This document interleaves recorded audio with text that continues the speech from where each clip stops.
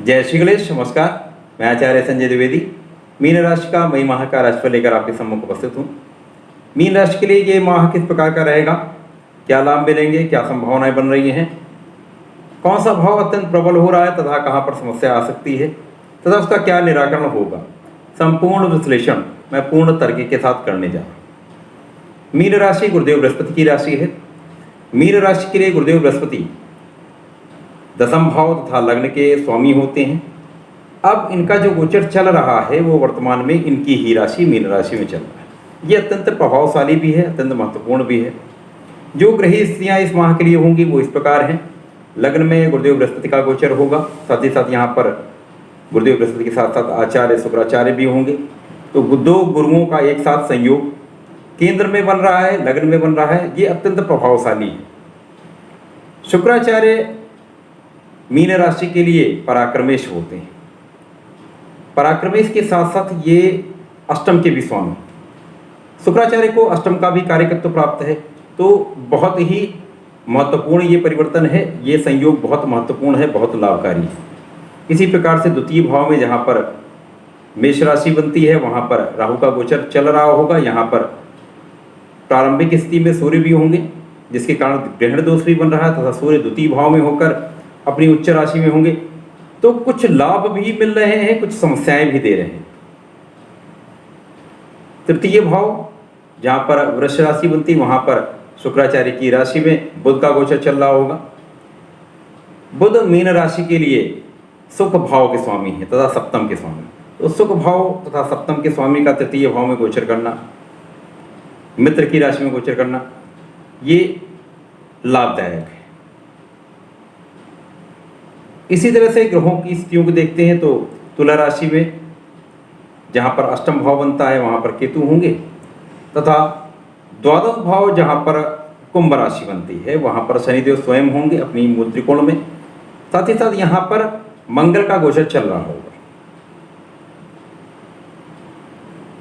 माह के मध्य में ग्रहों का परिवर्तन होगा जहाँ पर सूर्य अपनी राशि का परिवर्तन करें। मंगल का परिवर्तन द्वादश से लग्न में हो जाएगा, क्योंकि मंगल मीन राशि के लिए बहुत ही लाभकारी हैं और मित्रवत होते हैं। ये धन भाव के स्वामी हैं तथा भाग्य के स्वामी। तो द्वादश से जब ये निकलकर गुरुदेव बृहस्पति के साथ लग्न में गोचर करें तो अत्यंत महत्वपूर्ण राजयोग का निर्माण करेंगे, तो बहुत बढ़िया है।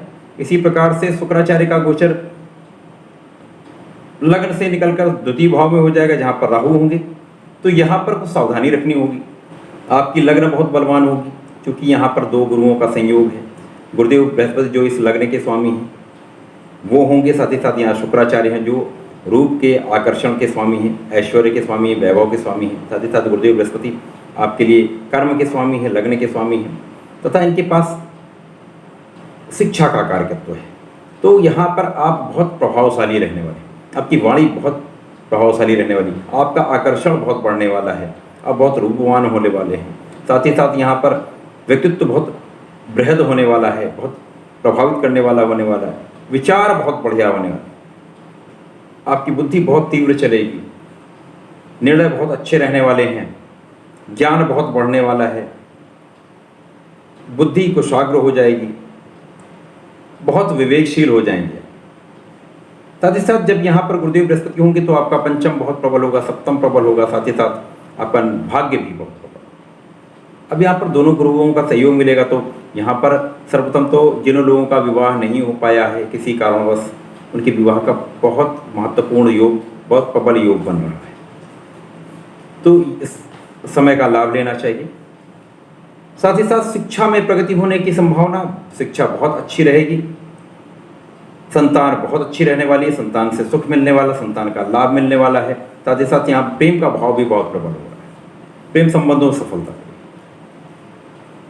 धन का भाव जो है वहाँ पर राहु का गोचर चल रहा है। साथ ही साथ यहाँ पर प्रारंभिक स्थिति में सूर्य भी होंगे जो षष्टम के स्वामी। तो यहाँ पर कुछ छोटे मोटे रोग होंगे जिनमें आपके धन का व्यय हो सकता है, अनावश्यक व्यय हो सकता है, धन का अपव्यय हो सकता है, धन का संचय नहीं होगा। कारण क्या है कि शनिदेव द्वादश में बैठे हैं, शनिदेव द्वादश में बैठकर व्यय बढ़ा रहे हैं, तो व्यय अनावश्यक होता है। राहु पर दृष्टि है तो धन बहुत आएगा, परंतु धन का संचय नहीं हो पाएगा। इसी प्रकार से सुख का भाव, जिसके स्वामी बुध होते हैं, बुध जो पराक्रम में बैठे हैं, तो निश्चित रूप से आपका पराक्रम बढ़ने वाला है, भाग्य का साथ मिलने वाला है, भाग्य के अनुसार भाग्य में वृद्धि के कारण आपके कार्य में सफलता निश्चित रूप से मिलेगी। यहाँ पर भाग्य प्रबल हो रहा है, जिसके कारण आप सफल होंगे, आपको लाभ मिलेगा। कुछ स्वास्थ्य समस्याएं, पेट से संबंधित रोग हो सकते हैं। खाने में आपको बहुत संयम रखना होगा। यहाँ पर आपको अपने भोजन पर बहुत नियंत्रण रखना होगा, बहुत संयम से काम करना होगा, अपने स्वास्थ्य का ध्यान रखना होगा। जो कार्य क्षेत्र का अभाव है, उसके स्वामी स्वयं गुरुदेव बृहस्पति हैं, तो कर्मेश का लग्न में गोचर करना बहुत ही शुभ है। तो कार्य क्षेत्र में निश्चित रूप से आप प्रगति करेंगे, धन का लाभ लेंगे, धन की मात्रा बढ़ने वाली है, परंतु व्यय भी आपका बढ़ने वाला है। आपके सुख साधनों में वृद्धि का योग दिखता है। जो यहाँ पर ग्रह स्थितियाँ हैं, जहाँ पर शनिदेव हैं, शनिदेव का जो दृष्टि प्रभाव है, शनिदेव की प्रथम दृष्टि का प्रभाव राहु के साथ भी होगा। जहाँ पर जैसा मैंने बताया कि यहाँ पर आपके धन का अपव्यय होगा। यद्यपि शनिदेव आपके आय के भी स्वामी हैं, तो 100% आपकी इनकम डबल हो जाएगी, परंतु यहाँ पर धन का संचय होना नहीं हो पाएगा। यहाँ आपके पारिवारिक संयोग जो है, पारिवारिक लोगों के साथ आपका संबंध जो है, वहाँ पर कटुता आ सकती है, वहाँ पर क्लेश आ सकता है, क्लेश हो सकता है। पारिवारिक संपत्ति का जो विवाद है या पारिवारिक संपत्ति का जो कोई योग बनता है, वहाँ पर भी कुछ वो समस्या कर सकता है, कुछ अवरोध आ सकते हैं, यहाँ पर वहाँ पर कानूनी कुछ समस्याएं आ सकती हैं। जो शनिदेव मंगल के साथ बैठे हैं, तो भाग्य के साथ में आय के स्वामी का होना निश्चित रूप से आय में वृद्धि कर रहा, साथ ही साथ आपकी आयु की भी रक्षा कर रहा। सूर्य का राशि परिवर्तन होगा, सूर्य द्वितीय से निकल कर तृतीय भाव में बुध के साथ गोचर करेंगे। जहाँ पर संयोग जो बन रहा है, वहाँ बुधादित्य योग बन रहा है। यद्यपि ये बहुत प्रबल नहीं है, परंतु सूर्य के साथ बुध का होना एक बलवान स्थिति बनाता है, जिसके कारण आपके भाग्य में प्रबलता आती है। अब आपके परिवार का भी सहयोग आपको मिलने लगता है, तो स्थिति अच्छी हो जाती है। इसी प्रकार से मंगल का राशि परिवर्तन और मंगल लग्न में गुरुदेव बृहस्पति के साथ आ जाएंगे, तो भाग्य का लग्न के साथ, कर्म के साथ संबंध बनना अब आपके कार्यक्षेत्र में बहुत उन्नति कराने वाला है। आपको धन का बहुत प्रबल लाभ कराने वाला है, आपको पद का लाभ मिलने वाला है। साथ ही साथ यहाँ पर आपके कार्य की सराहना होने वाली, आपकी लग्न बहुत बलवान होने वाला। शुक्र का राशि परिवर्तन होगा, शुक्र लग्न से निकलकर द्वितीय भाव में राहु के साथ गोचर करना प्रारंभ करेंगे। अब यहाँ पर क्या होने वाला है, शुक्र यहाँ पर अनावश्यक किसी विवाद में ना पड़े।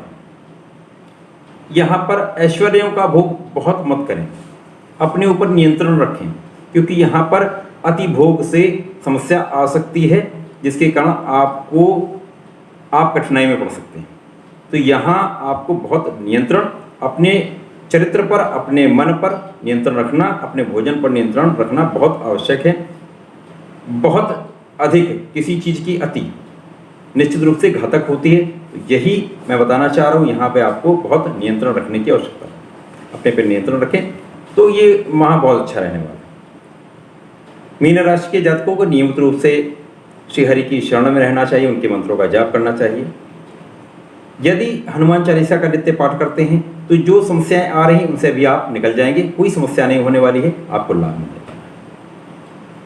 प्रिय दर्शकों, मेरा प्रयास सदैव आपको एक उपयुक्त, एक तार्किक विषय वस्तु प्रदान करने का होता है, जिससे आपको कुछ लाभ मिल सके, आपके कुछ काम आ सके। तो ऐसी विषय वस्तु की प्राप्ति के लिए कृपया चैनल को बड़ी संख्या में सब्सक्राइब करें, वीडियो को लाइक करें, शेयर करें, लोगों तक पहुँचाएँ।